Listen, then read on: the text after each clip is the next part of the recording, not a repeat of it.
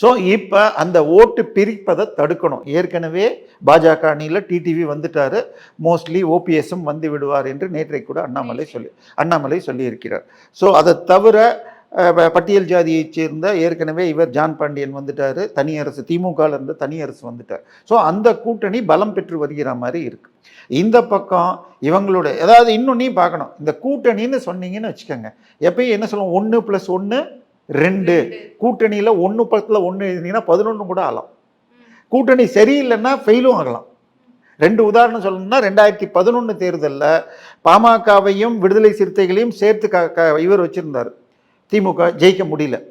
ஆனால் இப்போ 2019 நம்ம பேசினதே எடுத்துக்கிட்டேன்னா சமீபத்தில் நடந்தது. 2016 தேர்தலில் ஜெயலலிதாவை எதிர்த்து மக்கள் நல கூட்டணின்னு விஜயகாந்த் 2 கம்யூனிஸ்டுகள் விசிக சேர்ந்தது.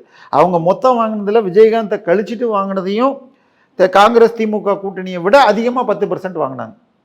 அது மாத்திரம் அப்படியே கூட்டி வாங்கிறத விட 2019 அதிகமாக வாங்கினாங்க. ஸோ இந்த கூட்டணி நல்ல கூட்டணி. இதை ஜெயிக்க வைக்கணும்னு மக்களை நீங்கள் நம்ப வச்சுட்டிங்கன்னா 1-1 2 இல்லாமல் 1-1 3 ஆளா 5 ஆளா என்ன வேணால் ஆகலாம்.